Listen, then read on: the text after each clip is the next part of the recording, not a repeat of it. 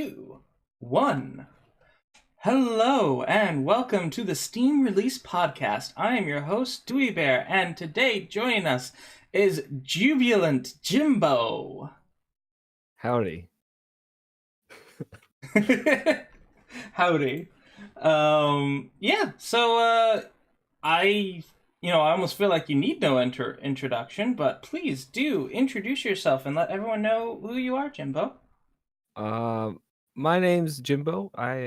I'm a variety streamer. I play lots of different games, and that's. But I'm also a member of the same community. We're in the same clubhouse community. So yeah. So when did you've been streaming for a while though? Was it before or after you joining the community? before I've been streaming since about January Oh of wow. this year, and I think March or April is when I met Tater and Dinks, and they invited me in about that time. I think so. Yep, that's about the same for me. Yeah, I started streaming in March and met them in March. Well, yeah. It was in March where I ended up meeting them. So Right on.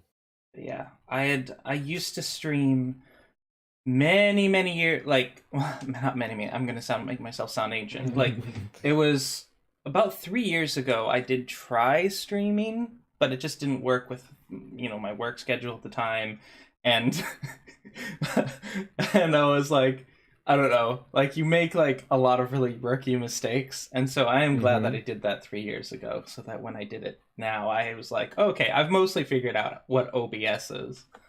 So. Right. So you mostly play Steam games, like kind of variety streamer. Yeah, so I play well, I guess I play a lot of stuff on PC, but also some consoles, and it's kind of all over the place. I definitely Steam is my preferred platform for that kind of stuff, just because is everything that's out there. Mm-hmm. Yeah, Steam's just it's just a nice place to have it all in the same spot. It's kind of hmm like I at the same time it's like, oh man, I really want a competitor, want there to be like a lot of great competition and stuff. But even me, when it comes to getting a new game, it's like, you know what? I'm gonna wait until it's on Steam. Yeah. Well, and the sales are so good, and I don't Yeah. know. I used to, I remember I'm gonna if you want I'll make myself sound ancient, Hmm. because I remember when I had to download Steam because I was playing Counter-Strike at the time, and they had just introduced the platform, and you had to get a Steam ID in order to play online, and it was terrible because it would crash all the time. It took up a bunch of resources, and I didn't want to have that. I didn't want to have it running while I played a game, because this is back in the time when you just had an app. You just had Hmm. an exe that you launched, and that's all you had to have running. And I don't know. It's come a long way. So Oh it's yeah, it's a much more how do you say, a lightweight program. It's a much more lightweight program than it used to be. It doesn't take up as much of computer processing time. They really have improved it. hmm I definitely remember when I would launch Steam and my computer would chug, and I'm like, ugh. yeah. Well, that too. It's also gotten better. And we have Akiho and Hershey Crisp in the chat. Welcome. Welcome. I'm glad to see y'all.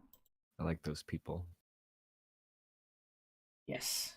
Rody Pie, Akiho, are very much regulars, and I'm glad to have Hershey Crisp here. So, welcome. Yeah. So, on the topic of just kind of using Steam and such, what have y'all been playing this last week? Well, I both to the chat and to Jimb0, of course. Jimb0, what have you been playing this last week? Well, I haven't played anything on Steam. Both the games I've been playing on Mm-hmm. PlayStation 4. I've been playing Red Dead Redemption 2, and I just started Spyro Reignited recently.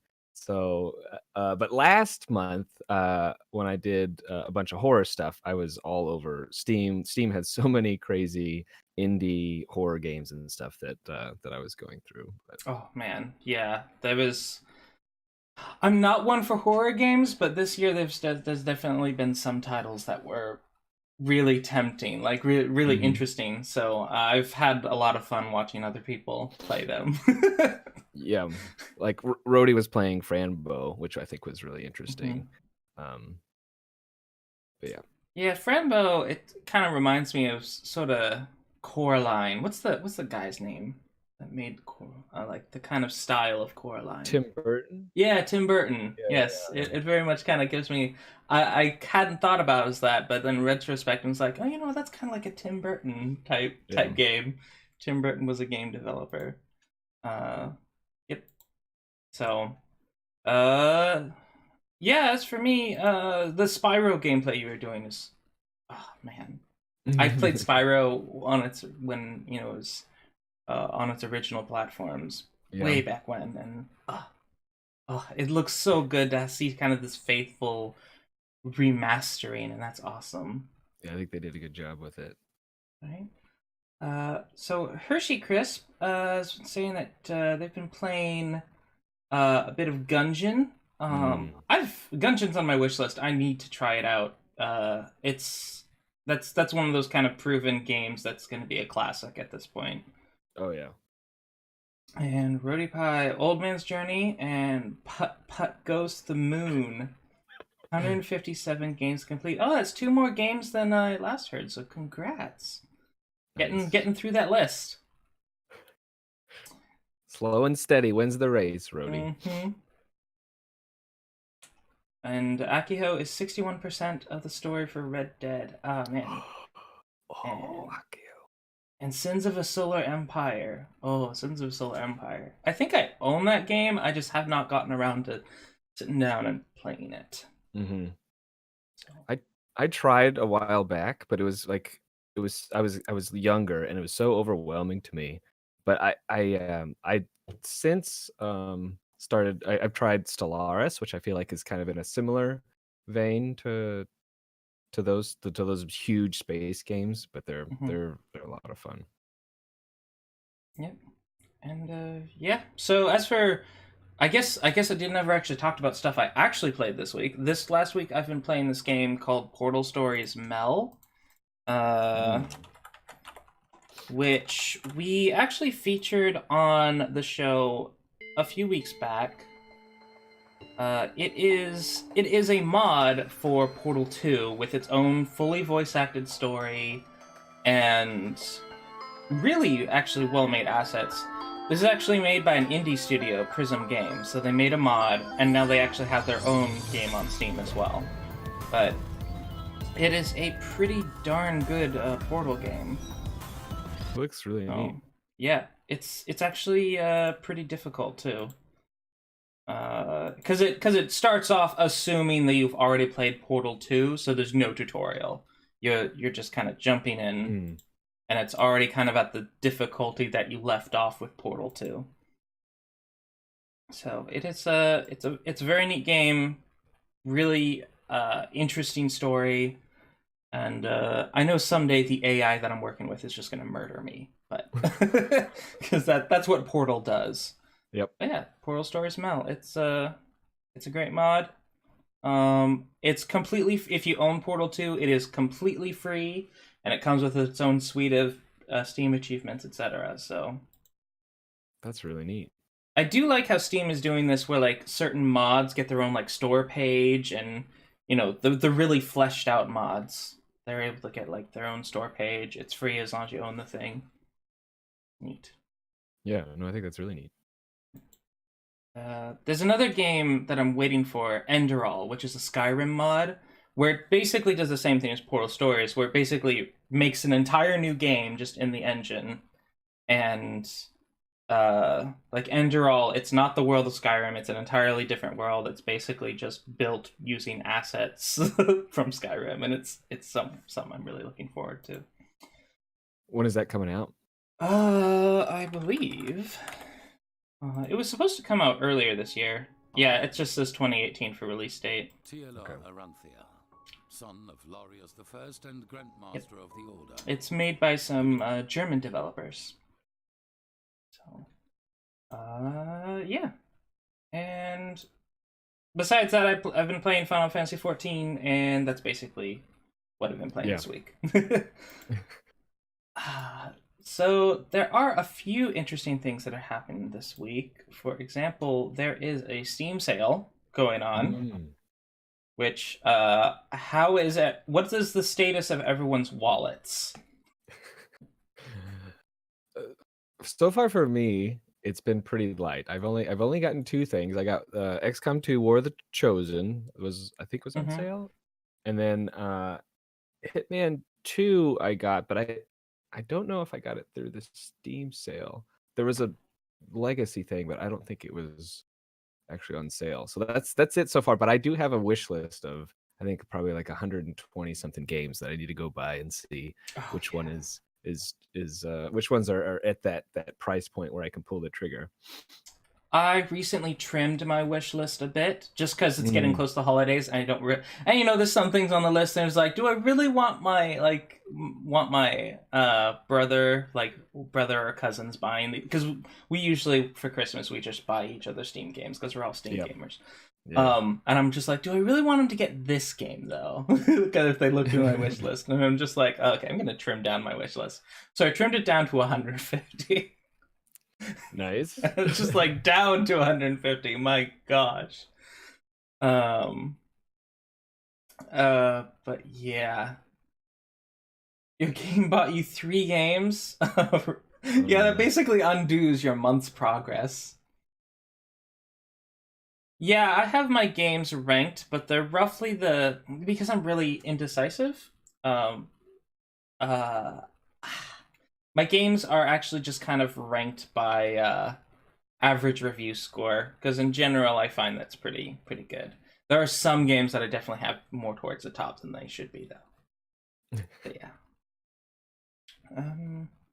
Yep. But yeah, I really trimmed down my list, and I still have 150 on there.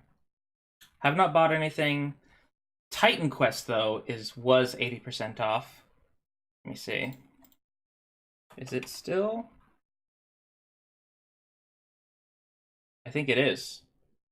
Yes, it is still 80% off. So for $4, I'm really tempted to get this actually. So for $4, Titan Quest is on sale. I think THQ Nordic in general is having, like, for $18 you can get Darksiders 2, Darksiders War Mastered Edition. You know, just basically a huge collection of THQ Nordic games.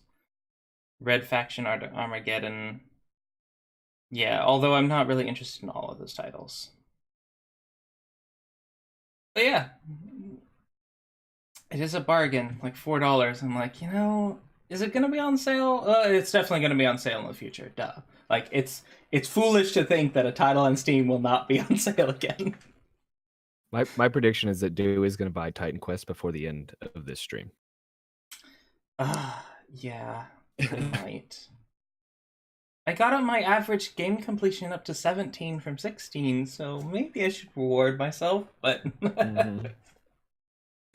oh my gosh. So yeah, there's a ton of Steam sales. A lot of games are, 80% off or more, so pretty good actually. Let's go ahead and see discount 60%. Where do you even see your average game completion? I don't think I've ever looked, and I'm nervous. So you can go to your profile, and if you add a widget for your achievements, it can show your average game completion. So, yep. Okay. So yeah, it's on your Steam profile. A lot of people don't even set those up. So. Yeah, like I said, I'm nervous to look at that stuff. Yeah, because otherwise you're like, oh my gosh, I can never buy another game again. I need to finish what I have. But yeah, there's Divinity Original Sin's 35% off. Counter-Strike is half off. Witcher 3 is half off. Shadow of War is 2/3 off. But yeah, there's a Dying Light is 60% off. So there's a lot of really great games available now for discounts. So just so you know, Steam sale. Another sort of similar thing that's going on is, well, not similar to Steam sales, but another Steam event is the Steam Awards, which I'm trepidatious about scrolling down and showing you my nominations because I don't know, they were what I could think of. I've not played a lot of games this year, so especially a lot of games that have released this year. So some of it's nominating based on hearsay on other people that people I know who and kind of trust. But yeah, so there's the Steam Awards. Oh, good. I'm not logged in, so you guys can't see it. Well, okay, good. Yeah, I haven't made any nominations yet. I just found out about the categories today, so I'm gonna have to think real hard. I'm so indecisive too, so it takes me a while to think about stuff and do look at like a big list of stuff, right, and pick. Yeah, it's a lot of stuff, and this year I don't think they're adding more categories. I think this is all the categories they're gonna have, which I mean is fine. They used to have like this ton of categories, but these categories make sense, which is nice. So we got the Game of the Year, VR Game of the Year, which that's a good idea too. They are kind of different categories. Labor of Love. So I will tell you what I nominated for this. I nominated Darkest Dungeon for Labor of Love. So that's like a game that may have been out for a while, but is continually getting updated, etc. So Darkest Dungeon was definitely my nomination for that. Yeah, there's Best Developer, Best Environment, Better with Friends, Best Alternate History, and Most Fun with the Machine are the two really specific ones, which I had a hard time really pinning down. So yeah. I just made my Labor of Love nomination because of Hollow Knight. Actually, I remembered that Hollow Knight is still they have a bunch of DLC stuff that. Oh yeah, Hollow Knight. Hollow Knight is it? Oh, that's on my wish list. I need to get Hollow Knight. It looks so fun. It's one of the few games that you can describe as like, oh, it's like a 2D platformer Dark Souls, and it's actually that. Yeah, because it drives me crazy when people are like comparing everything to Dark Souls, and it's like, okay, this one game, yes, the comparison is fair. Yeah, I don't use the term masterpiece often, but with that game, I feel like it definitely is one of those. So. So yeah, I imagine. What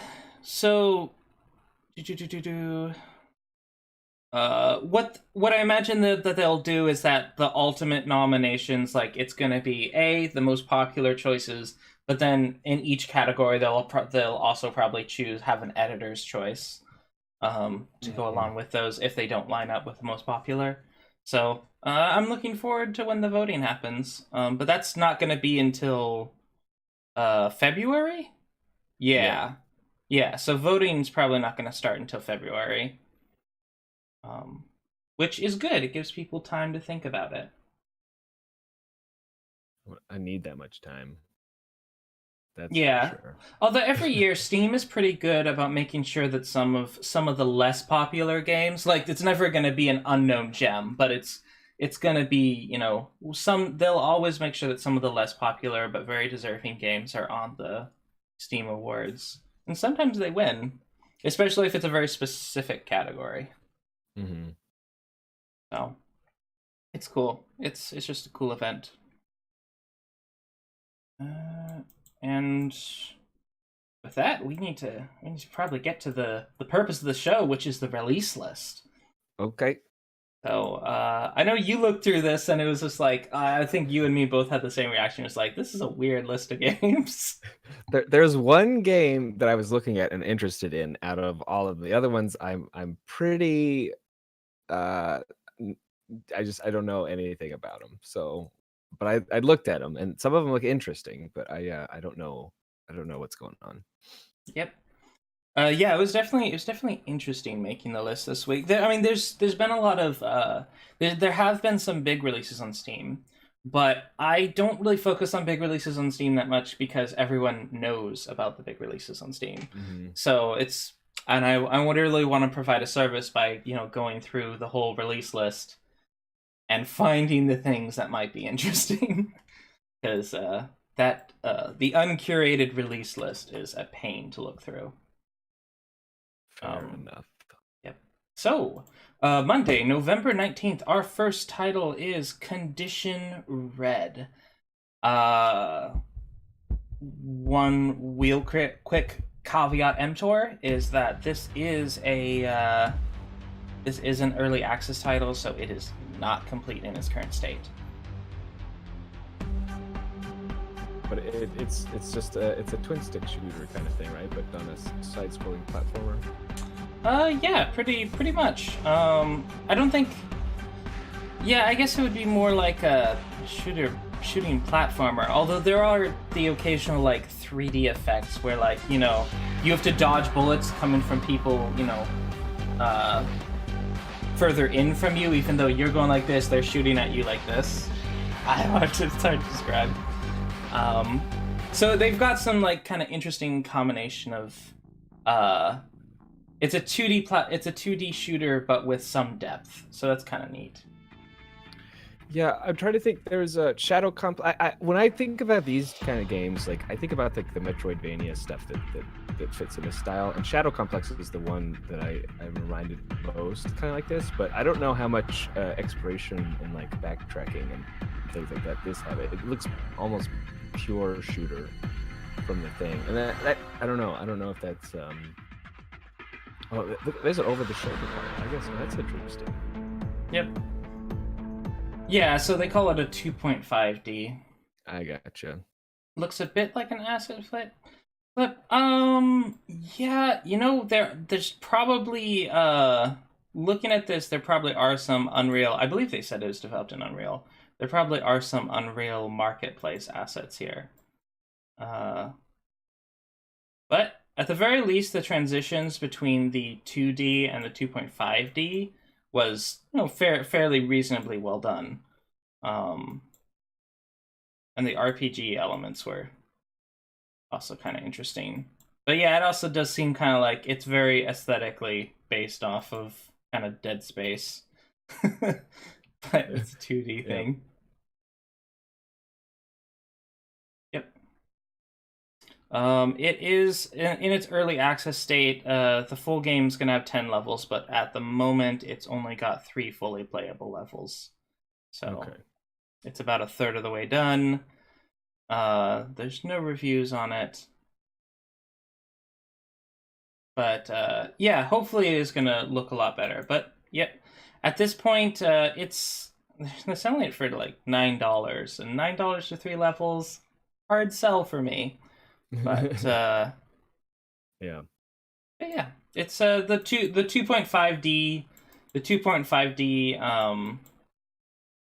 action platformer, or I don't know. It's I guess it's just a 2.5D shooter. But it's been a while since I've seen a 2.5D shooter. The last time I've seen one of those was, in arcades. So, yeah. At the very least, it was somewhat interesting. Yeah. And they've got kind of that techno beat music. What is their technical requirements? Not too bad. So, not too bad in the technical requirements. But yeah, Nerve Tech. This is their first title. Hershey, maybe your laptop can run it. Maybe indeed.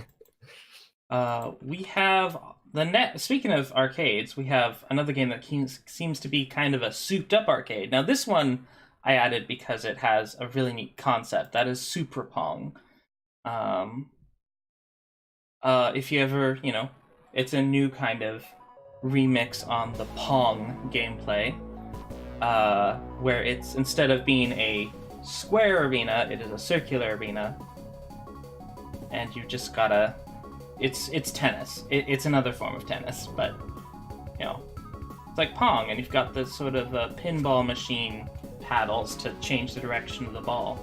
Mm-hmm. It's neat though because it also I think it goes up to 4 players, right? Which I think is It goes up to 6 even players. Yeah. Which I think would be a lot of fun in like a party game aspect. And see how smoothly it is? Like, you know, so they have the 3, 4, 5, 6, and each layout is just perfectly even because it's a circle. That's really cool. I guess they have like different abilities and stuff. That I don't know. This looks actually really neat, and I also like how they look kind of like pinball paddles. I don't know if there's like a. I don't know. I like that. Yep, it's very interesting when you see a new take on a very old formula. Because maybe I'm definitely not the most informed PC gamer for sure, but I've never seen anything like this. So. Yeah. Oh man, I wonder if you can do teams. Yeah, that would be interesting. Maybe just split it in half. I don't know. I like this kind of stuff. I think these kinds of, like I said, party aspects of these kinds of games. The premise is super simple. You just kind of get to have fun. I think those are like real winners. I would like to play this with 6 people. I think that would be bonkers. Yeah, and here, if you look closely at the artwork, it's kind of the Flash animation. Like, it's just kind of souped up, you know, the type of game, the type of animation you would see on Congregate. But it's just so well done. It works so well for this style. And so most likely this title will run on a toaster. But it looks really, really stylish. Can you buy a friend pack? I don't see any friend packs. It does go for about $9 normally, but it's 15% off at the moment. So yeah, I don't see a friend pack. Friend packs are really necessary for games like this. It does thankfully have a single player campaign and multiplayer, but I don't know if it has online multiplayer. It really should. Yeah.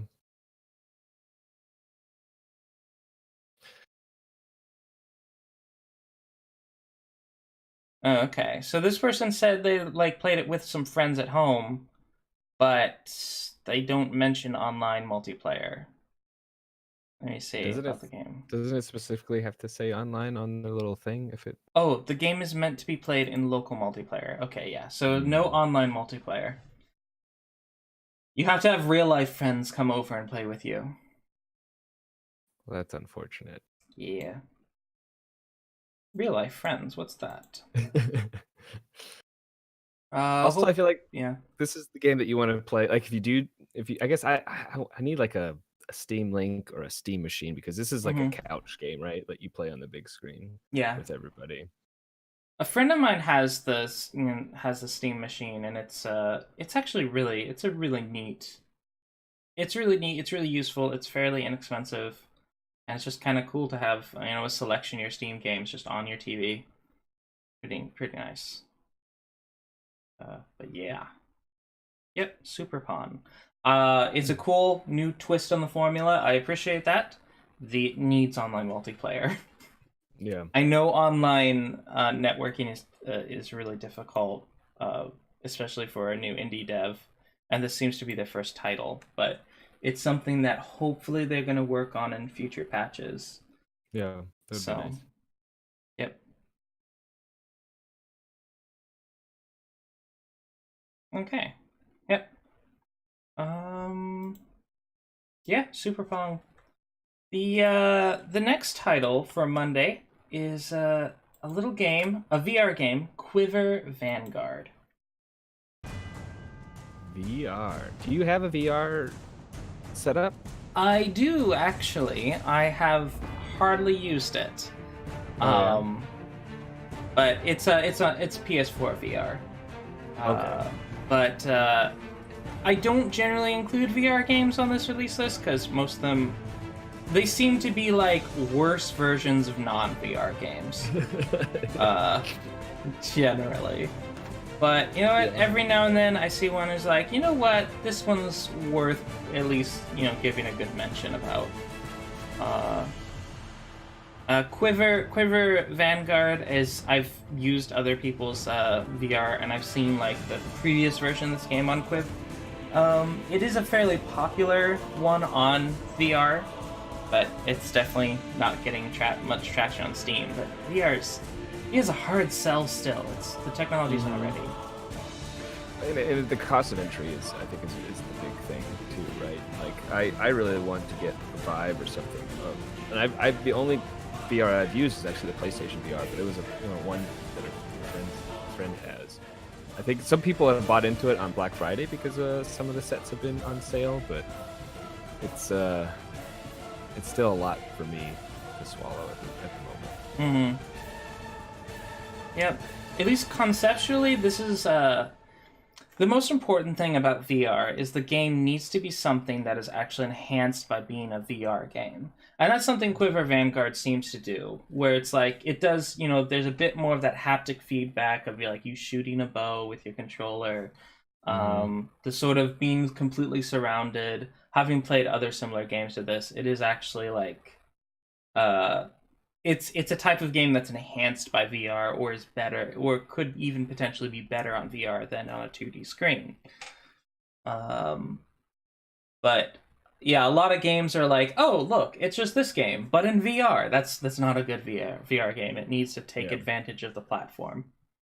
So I agree. I think ports don't really work for VR, right? It has to be from the ground up, I think, to really be successful. Yep. And at the very least, this one in gameplay and concept seems pretty good. This is the for VR. This is the second game in their series. Yeah, because they before Quiver Vanguard, they have Quiver. So that's their previous game. It seems Quiver came out earlier this year. Of course, unfortunately with VR games, they do come at a premium. This one is $15 normally for a game that's not that big of a game. That's pretty the normal asking price for VR games, unfortunately. Well, it looks like it says if you have Quiver, you get this one for free. Is that what that first thing said? What? It said oh yeah, owners of Quiver will get access to this game for free upon release. Oh, okay. So that's pretty cool. That's pretty cool of them. To award people who, and although that might be one of the reasons why they have so few reviews, is because a lot of people may just already have it. Yeah. So. Yep. I've got an hour and a half here and half an hour. So yeah, it's probably about half an hour, 45 minutes of a game. So, but you know what? You get to do archery, and it's got kind of an arcade setup where you have to get high score, etc. So, even though it is a very short game, if you're really into trying to get the high score, you can try for that.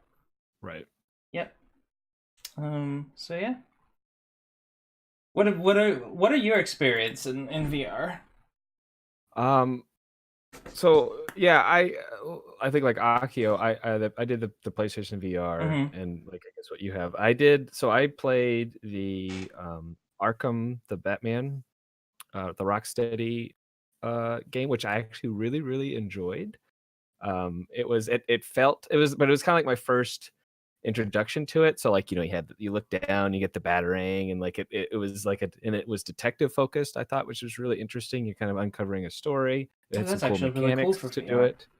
And I don't know, I felt kind of like Batman, like it was like, because you throw the batarang, you get the feedback and stuff. And I remember like there's a part where you're in like a morgue and I'm looking over this table and I lean forward and I remember trying to brace myself in real life and leaning over and I almost fell down, like because it was like that involved. And so like it still had some weird stuff because they have like a transportation like a warp system for traveling to different areas, because there's a lot of ways to counteract the motion sickness thing, I think. And so for first person, that's one of their things. So I think there's still it's still in its infancy, you can tell, but that gave me pretty big hope, I think, for games like that in the future. So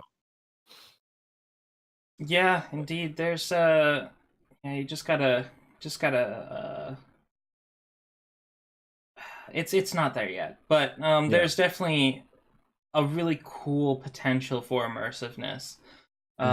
Even for games that don't really seem that compatible, like you know how I was saying that, like, oh, the title needs to be enhanced by the VR. But have you ever played Super Lucky's Tale? Heard about it? I have heard about it. Yeah. Yeah, it's a 3D platformer, but it can be played in VR. And actually, that's kind of one of my favorite types of VR games, where like you're basically this observer and you're controlling basically, you know, a remote control little fox, and you're jumping around, and you know, every now and then there's things in the foreground that go in front of you. Or that was a really cool experience where it's kind of like you're just kind of looking from up above, and so you don't get motion sickness. Okay. And there's some titles, like there was one with a grappling hook type game where you grapple hook and you swing around, which I'm sure motion sickness is common in that, but they are starting to find more tricks to sort of not cause motion sickness. And I can say, like, having used VR a lot, the motion sickness does start to go away after a while. You start to lose a simulation sickness. Okay.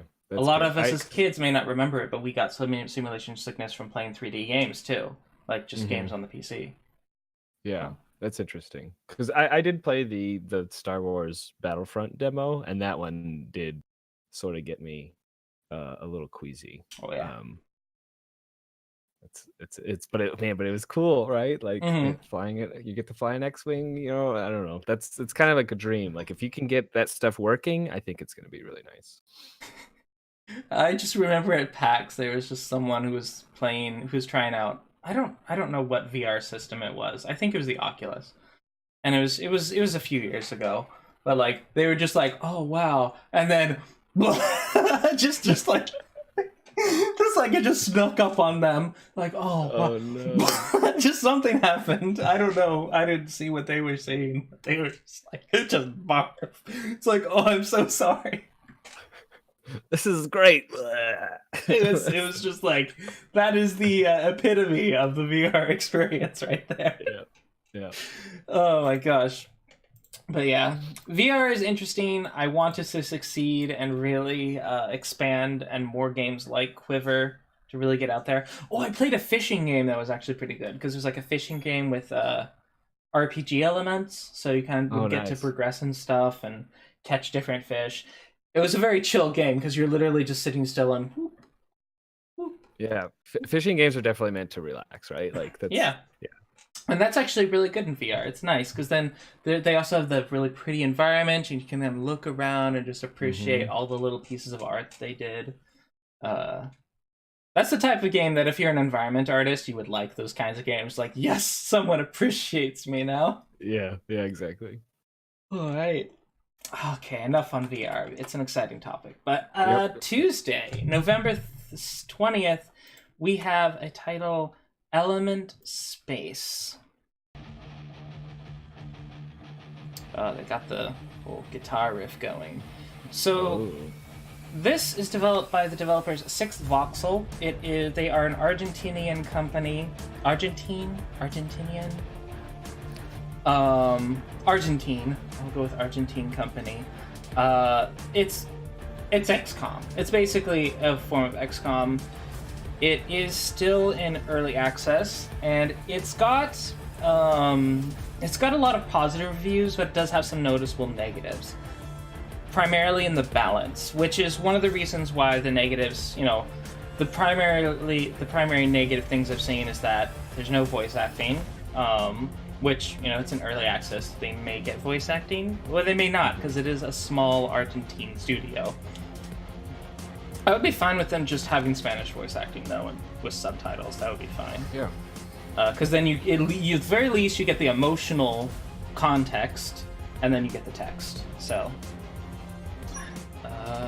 it's got some really great art assets, some neat style. It's like XCOM, but a little less grimdark, a little less blue green, a bit brighter colors, which I definitely appreciate. But yeah, and you play as a rogue captain, which is pretty cool. Yeah. Some of the animations actually look pretty good. Yeah. Animations is what a lot of the reviewers have specifically pointed out. Like, this game has really good animations. The balance is a little off. That's another complaint that I've seen from... I went deep dive looking into this because this does look like a very interesting game. But the primary complaints is that there's... The levels are very difficult, and when you do a mission, it's often 4 consecutive fights. You do not heal between fights.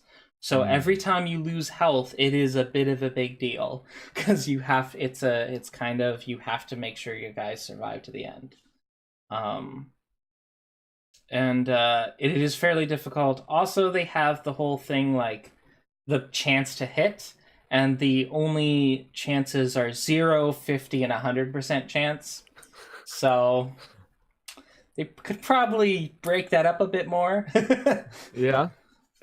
So besides the general, like, some gameplay balance issues, which balance issues are just a case of tweaking numbers, it really does look like a very good game.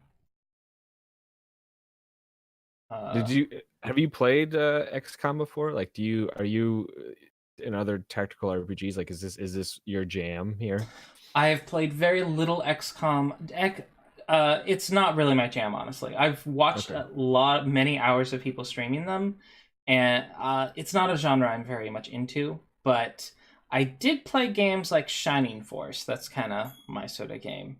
Okay. But yeah, XCOM is definitely not my style. But I do like watching them, and checking out this one is just like, oh, this is actually really neat. So, yep, cool. Yeah.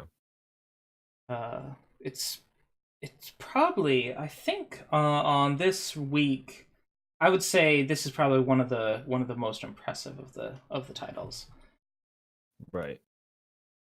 That all said, it is early access, so I would generally wait to get it. So you don't ruin it for yourself. I would probably wait for the full release. Yeah. Let me see. Early access, they do have 16 handcrafted levels to start out.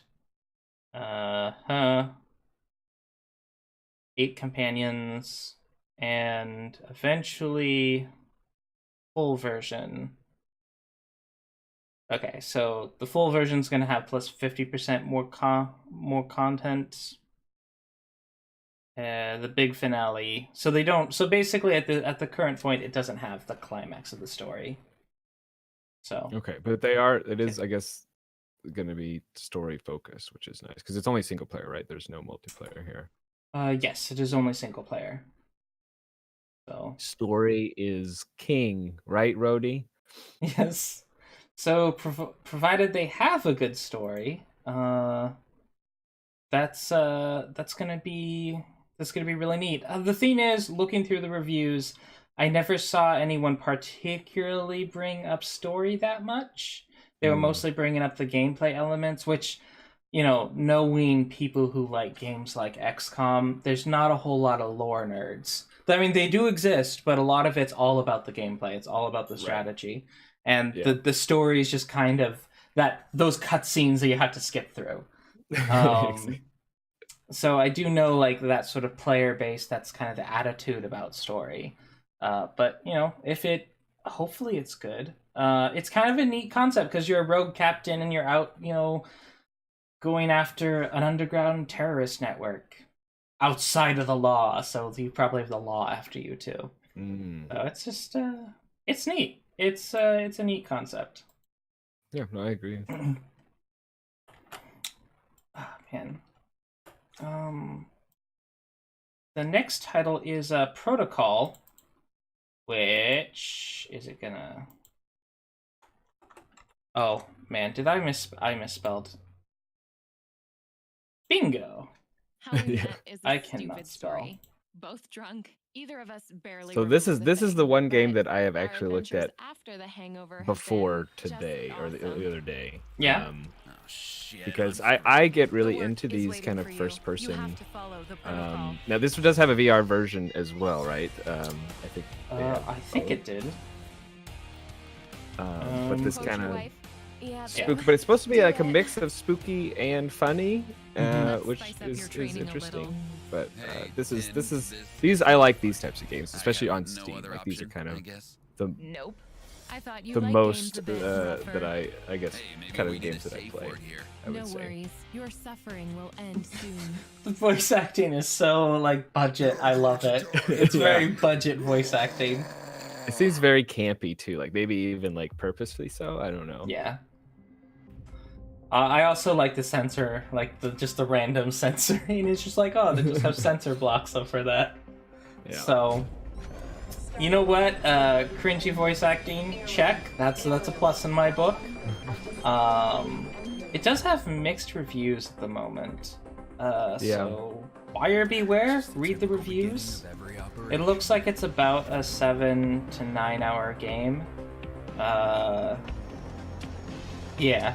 People are saying multiple games CTDs. I don't know what CTDs. Guys, What CTD means. I think that's a crash. Crash I'm sorry. crash to desktop, I believe. Oh, is what it crash to stands for. desktop. Yes. Yeah. And crappy controls for the PC version. So some people don't like the controls, and but it does have mixed reviews. So read through the reviews, see if it's something that you might like. So that's what taxpayers. But yeah, it does. It's definitely it charmed me. It charmed me. This sort of like campy, weird thing that Protocol is. Yeah, no, it looks I don't know. I get excited for this stuff. Even if they have like a good Oh, yeah. if they have good stuff to it, Oh my- I can deal with Yes. Is it bad just me, or controls the and color stuff of urine if has been it's, changed? if it's got charm. But okay.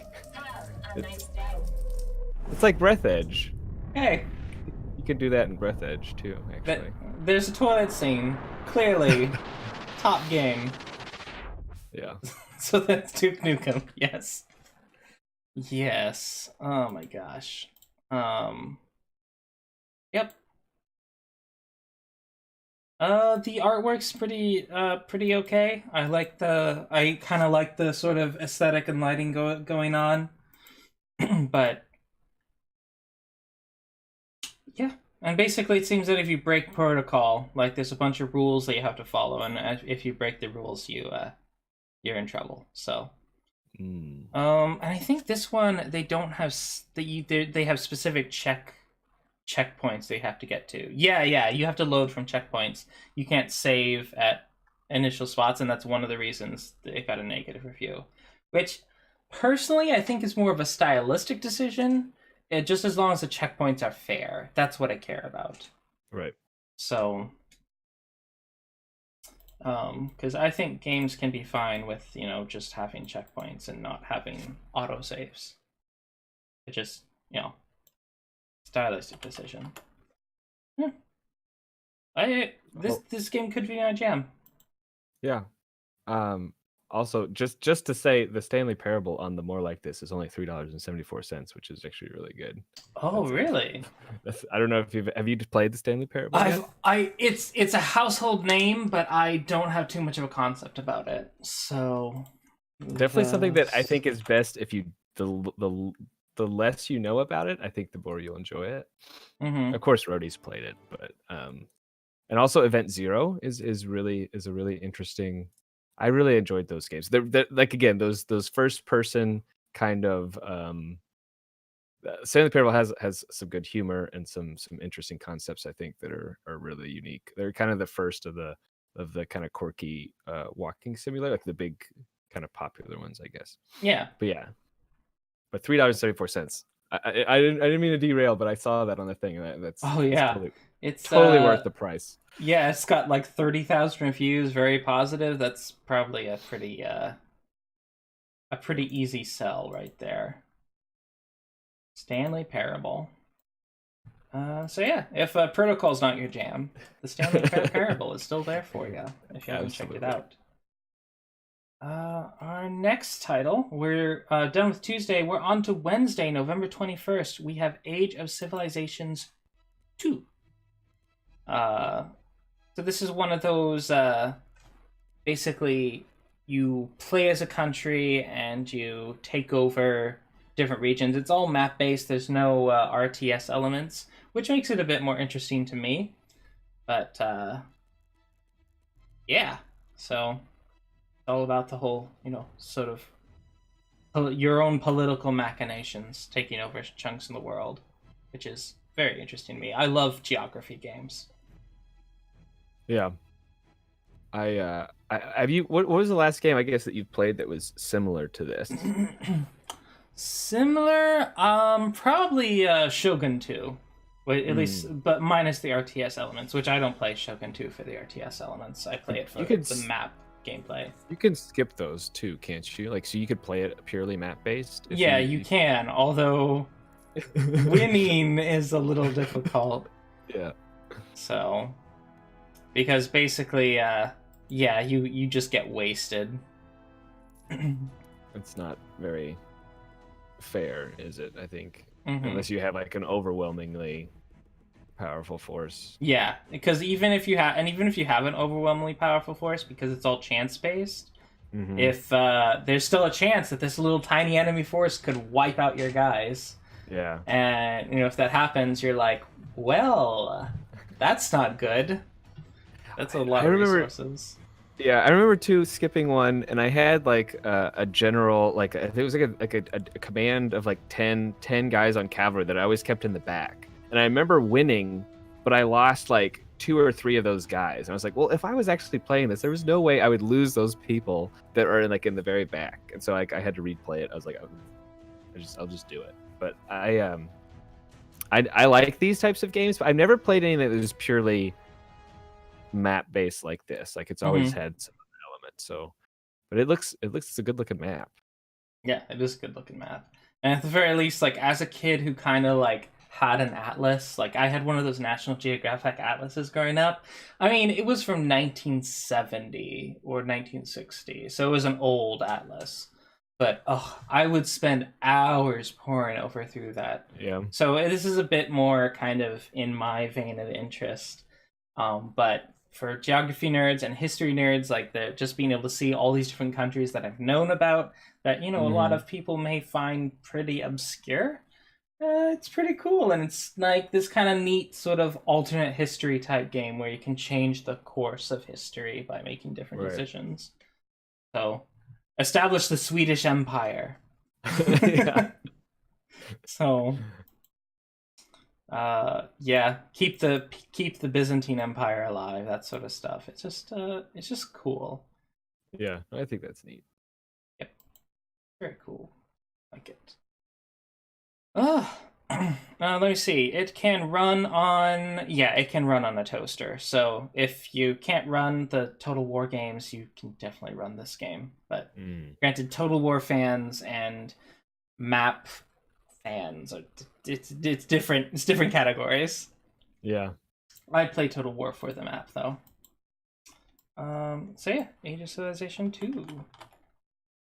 I think these are literally some of the lowest system requirements I've ever seen. Single core processor, 1 GB of RAM. Yeah. I mean, if you think about it, they don't really have to do much in the way of 3D rendering. They just have some post-processing effects and just a map. Yeah. Just a map and graphs. And normally I'm not really into graph games, but if they're well done, graph games can be pretty neat. Paperwork games. It's interesting because I know that like this, it looks like this would get tedious in some places of Europe and stuff. But I wonder if a game like this would work on mobile, if you could get around the kind of small country. Oh yeah. Population that works. I think that would be a fun game to play like on a train or waiting for a plane or something. Yep. You would I feel like you would spend so many hours on something like that if it was available to you 24/7. Mm-hmm. Especially if it's a type of thing where it's like, you can pick it up, do a few things, and then put it down, and just have time go forward. It'd be very neat. Alrighty. Our next title is Sticky Bots. This actually reminds me of you know what? Maybe it's the same developers. No, it's not. Okay. This reminds me of there's an arcade game called the disc game. Hollow Smith? No. Nope. I gotta see it. I gotta search Hollow. Sure.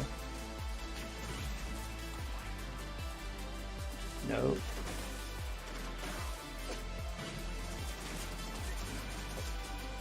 What is that game? You know what? It's in my library. So I'm gonna open up Steam and look for it.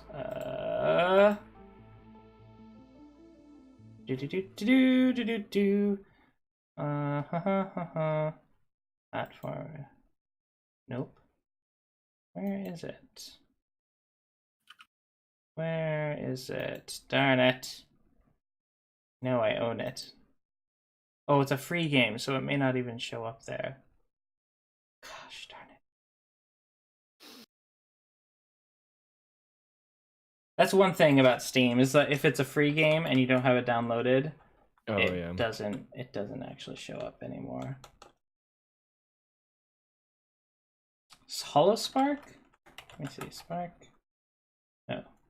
Nope. Man, I don't know the name. It's another game where it's like you control little robots and you throw discs around, and it's kind of this 2D platforming type of game, kind of high speed. And it aesthetically looks very similar to this game. I'm not saying this one's an asset flip, because it's clearly not. The assets are different, but it definitely has a stylistic similarity. Mm-hmm. So it's Sticky Bots. This is a kind of definitely very similar art style. Kind of this sort of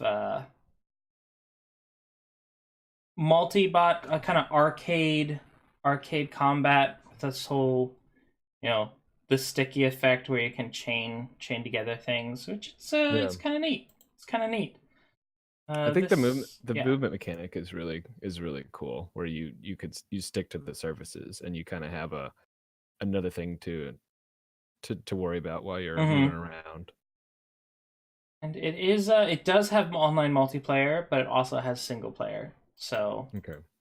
Surface climbing, 6 character classes to choose from, competitive online multiplayer, and extensive and challenging single player mode. So it's gotten pretty good reviews so far.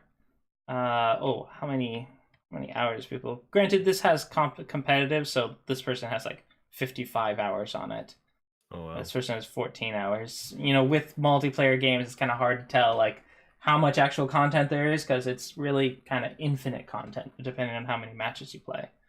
So, but it definitely, it looks pretty fun. Even though it does strongly resemble this other game that I cannot remember the name of it right now, so I feel really dumb. But it does strongly resemble, but the assets are different. Hollow. Gosh.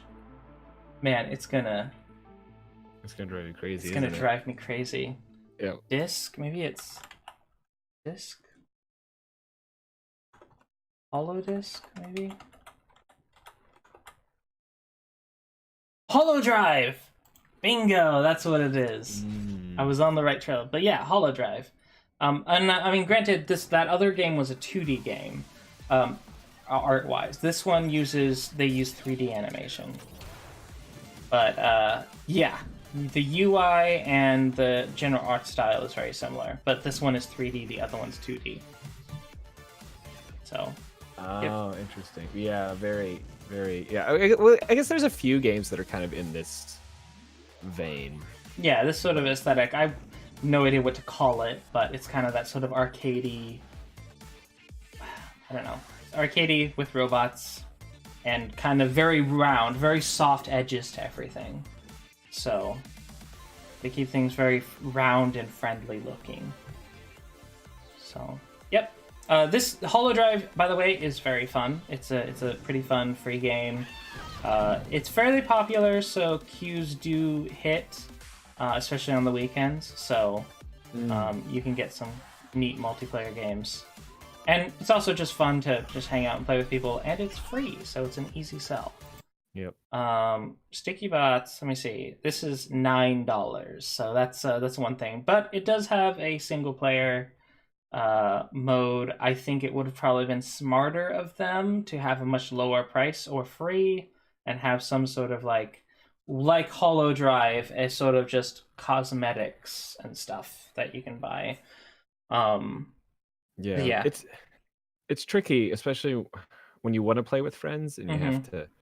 I mean, if something's like $3, it's a lot easier to get friends to buy than 10. Another thing I really like is when they do like, oh, so you have the multiplayer, but then the single player campaign you have to buy. But if you complete the single player campaign, you unlock a bunch of cosmetics. So there's like kind of, you want to have the single player campaign because it unlocks all this, neat looking stuff. But you can still like just get your friends into the multiplayer for free. That's a good balance that I've seen. But yeah, it's a neat looking game. It's a neat looking game. Looks pretty fun, arcadey. It's the sticking mechanic. Yeah. Yes. Overall, just a nice gem in the release list. Unfortunately, I don't think it's sold enough for you to get like online queues, but this is kind of something that you would schedule a time to play with people. Right. Yeah.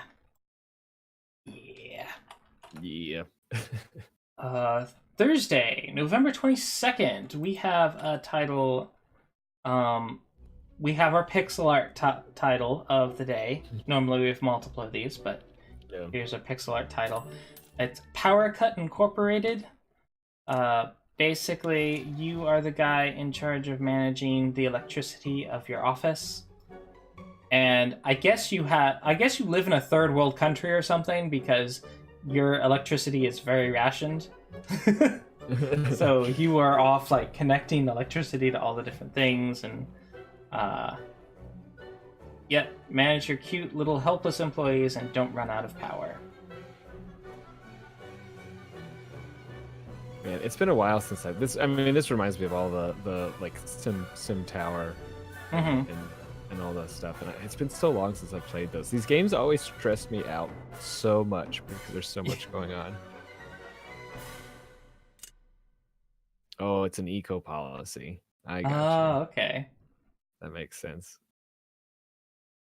Yep. New policy. Protect them against madmen, robbers, chemical accidents, laziness, alcoholism, and even thunder. My word. That's this office has to be in a third world country. Is thunder really that dangerous? Maybe lightning. But I didn't think thunder. Just madmen, robbers, and chemical accidents. Like, what? Where are you? My word. That's pretty funny. And of course, the review helpfulness beta is not showing me anything helpful. It does have Steam achievements, though. And, it's a pixel art game, so it's another game for Hershey Crisps Toaster. So, it's got cute aesthetic, sort of tongue-in-cheek, like, satirism of of corporate life. But I like it. Pixel art games are great. Plus, it's only $3, so yeah, it's only $3. I feel like this type of game though would really stress me out as well. I own Faster Than Light, and I've not gotten far in that game at all. I'm just like, so stressed. I actually won faster than light at a I think it was a Smash Brothers tournament. It was one of the prizes, and I got that game. It's like, oh cool, fast and light. Just a code, and I tried it and just like, oh my gosh, I don't need this. I don't need to be stressed at home. It's so well done though. The music's so good. The style's great. I don't know. I really like that game. Yeah. Yeah, it's a good game. It's just that sort of like the stress simulator type games. It's just like, can't do it. I can't play. I've only played it a couple of times, and I can't play it for very long, right? Because it's like I have to take a break. I do a couple runs, I die, and then I'm done for a bit. So Yep, that's me. It's me. Nope. I'm definitely more into games, and this is like one of the reasons why I'm playing Final Fantasy XIV a lot more than Guild Wars 2. I love Guild Wars 2, but action combat is too stressful. Like, you know what? I just want to chill a little bit and just relax and enjoy my surroundings a bit. I'm in this virtual world. That's the point of an MMO. Let me enjoy it. Let me smell the roses a little bit. And so that's why I've really been into Final Fantasy XIV a lot more than Guild Wars lately. fair enough. I can understand that. Yeah.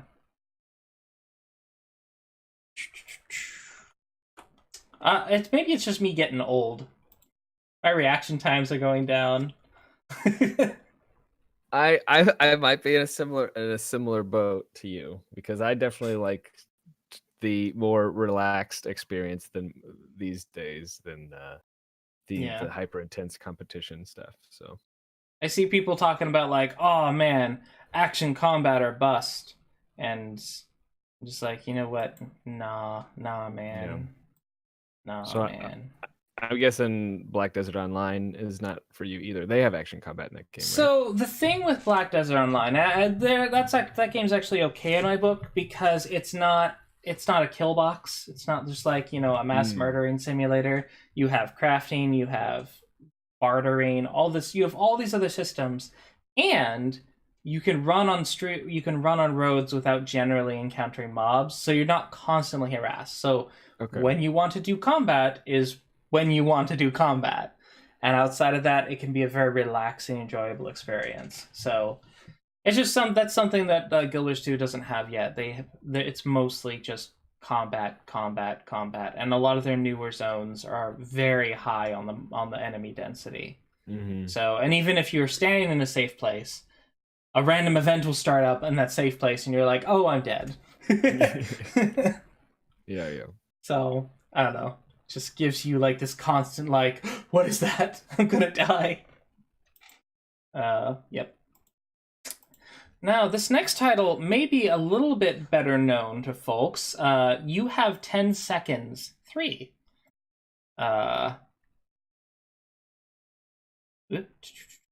So it seems that You Have 10 Seconds 1 and 2 are now both free to play, because You Have 10 Seconds 3 is now for sale for $3.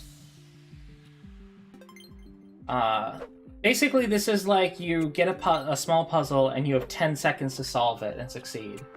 That said, there's only about 250 levels, so that means, let me see. That's like if you did each map completely successfully, that's not too many hours of content. Like, I'm man, I don't want to do the math right now, but so it's not a terribly long game, assuming you play it perfectly. But the whole goal of this game is to, learn the levels and stuff. So it's a neat little game. Got 10 seconds to solve each puzzle. Pretty cool. Yeah, I actually never heard of this, but this looks really interesting. New glue sounds. But yeah, this is the previous games were definite successes. This one seems to have gone unnoticed, which surprises me, because I heard a lot of people talk about You Have 10 Seconds 1 and 2, and which are now free, of course. But there's not been a whole lot of buzz about You Have 10 Seconds 3. So hopefully, hopefully people notice it, because it seems to be more of the gameplay that a lot of people really liked. So, yep. So just want to make sure you guys know. You Have 10 Seconds is out. Yeah. I don't know. I like these types of games. It's been a while. I think these games are good brain teasers. Like I feel like this kind of stuff I would want to play like daily to kind of just like keep things a little sharp, you know? Yeah, especially if you're not really sure what you want to do. It's just like, what am I gonna do? It's like these games are an easy sell. Yeah. So, yeah. And it's just it's just a kind of neat like how much design they can fit in just a little small box. So it's I'm pretty sure that originally it was based off of a student project where like they were trying to trim down design to such basic core details, and they ended up making something really neat. So yeah. limitations. It's almost like like those game jams that they do where you have to make a game in like it's either a weekend or 24 hours or whatever. And I feel like because they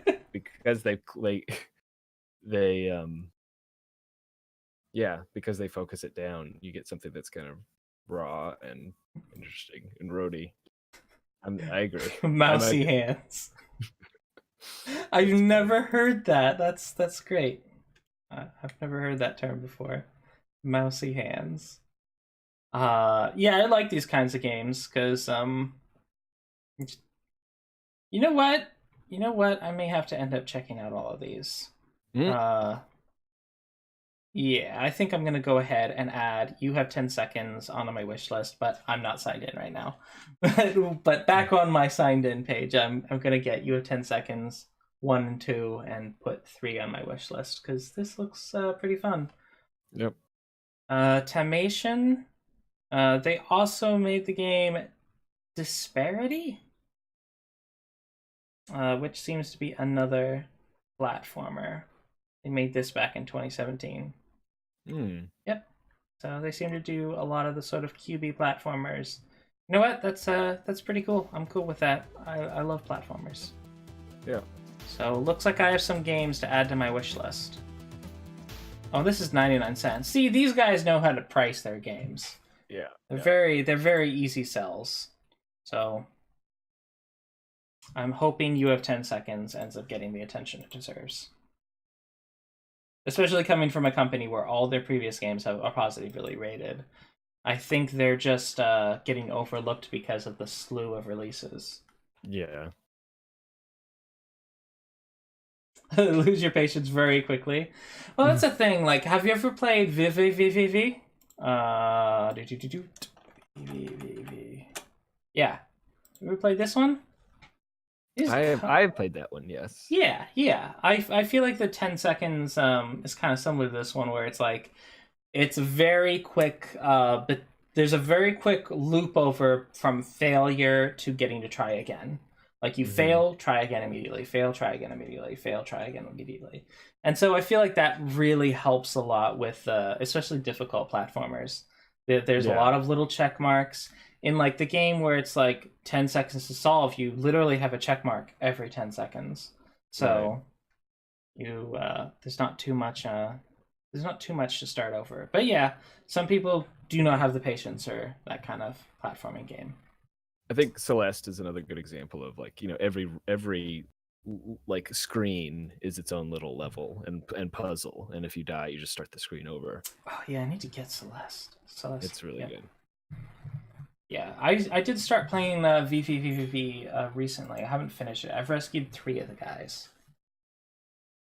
This seems to be a really like weird sort of philosophical story or like something going on in the background. I don't know. Like there's that thing that's broadcasting, and the thing that you have to avoid are lies.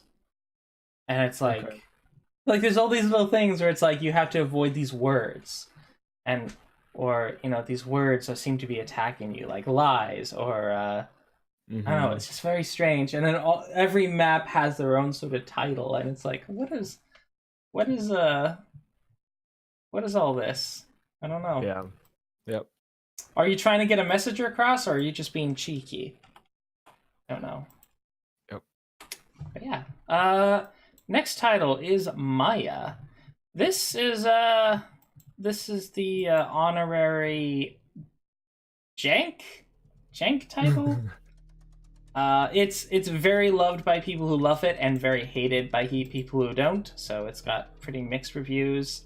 I've been reading through them, and a lot of the criticisms seem very fair. A lot of the compliments are not terribly overstated. They're like very like, oh man, this is the game I've been wanting. It's got issues, but so it has gotten a lot of attention. But it came out of early access, and it may not be ready for coming out of early access at this point.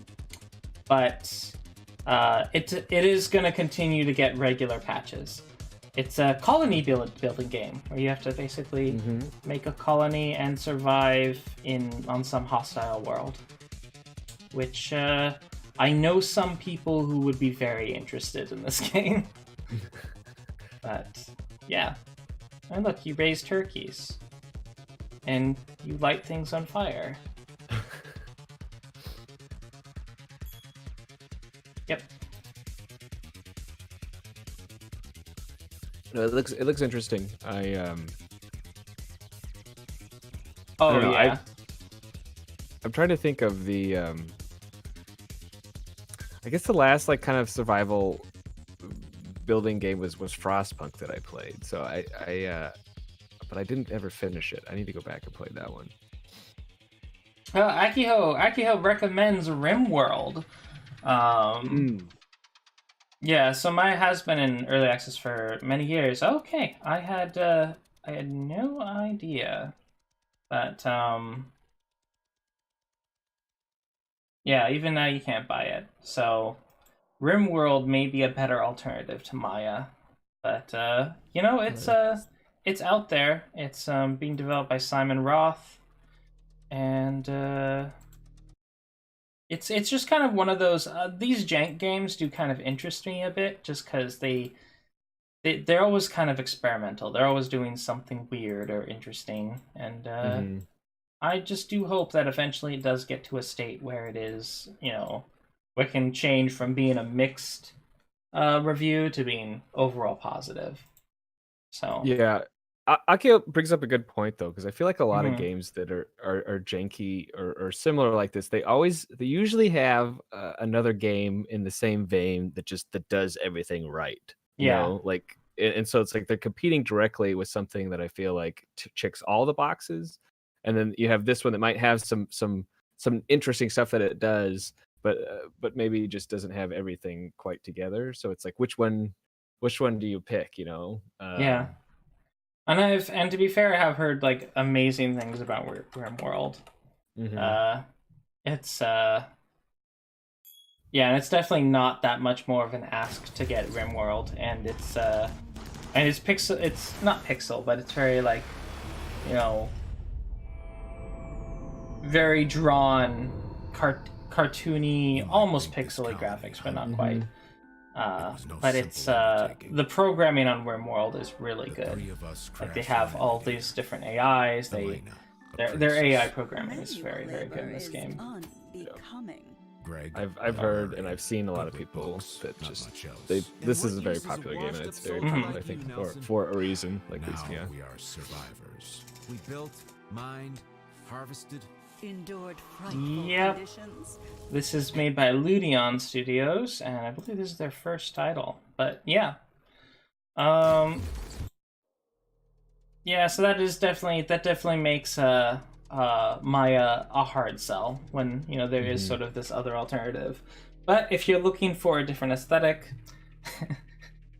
and a somewhat more fringe development situation, Maia might be one to check out. But yes, it is very, very buggy.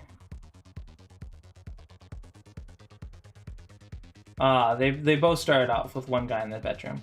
I know RimWorld now has more than one developer, but I think that might be partly because they now have, you know, a bunch more money now. So, yep. So yeah, both of them started off with one guy.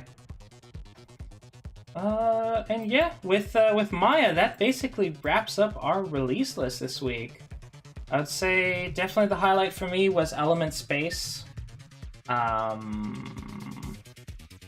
and you have 10 seconds 3.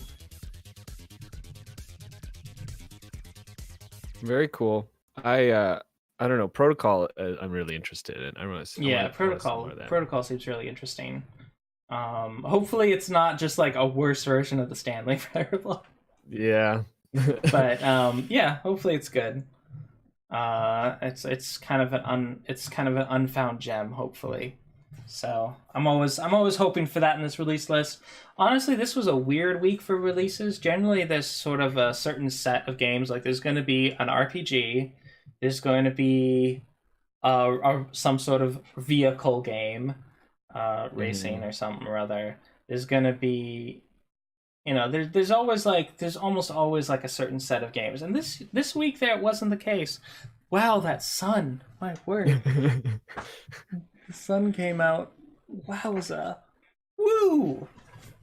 But yeah, this week it was kind of a hard search. There was a lot of just junk this week too. I don't know. For some reason, no one wanted to release a game around after Thanksgiving.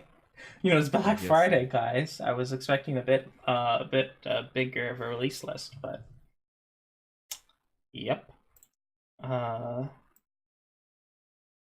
Yeah, there were of course some big games that came out, but you guys already know about those, probably. I don't even remember what they were when I was looking through it. I was just like, oh, but everyone knows about this game. Kind of thing. I trust everyone. Yeah, trust everyone to know about it. Yeah, and let me see, Jimb0, I'll let the lovely people know about you. Oh no. Where do they find you? Online. So twitch.tv/JIMB0 is my Twitch. I'm on Twitter as Jimb0 Alert with a 0. Oh darn it. Or Twitter. Did I say Twitter? Twitch. Yes. Jimb0. Yes. I accidentally put O in your name instead of 0. Oh. Jimb0. So yes, it's happens. Jimb0 with a 0. So yeah. Yes. Yeah, I stream Thursday through Monday, 3 p.m. to 9 p.m. Central. Yeah, we're playing Spyro and Red Dead right now. So. Oh yeah, and you're streaming. You're going to be streaming right after this, right? Yeah, well, in a little bit. I'll be eating lunch. Yeah, get lunch and stuff. I'm gonna probably get to preparing breakfast. So, yeah, well, I won't have to do too much preparing. I think I still have turkey leftovers. Lots of turkey leftovers. Nice. Leftovers are good. Yes, leftovers are awesome. And I am Dewey Bear. I am Dewey Bear everywhere. Twitter, Twitch. No, I don't think I'm Dewey Bear on Instagram. Not yet. I'm trying to unify all my platforms. But, you know, you can, if you type in Dewey Bear, you can find me. Usually, there may be another Dewey Bear who is not me, but but it probably is me. Yeah, you can find me out there. To chat, I just want to say that I appreciate all of you for stopping by. Thank you so much, and I hope you guys enjoyed the release list this week. It's definitely an interesting list this week, that's for sure. Oh, thank you, Rody Pie. Rody's the sweetest. Rody is the sweetest. And I'm gonna go ahead and put up the post game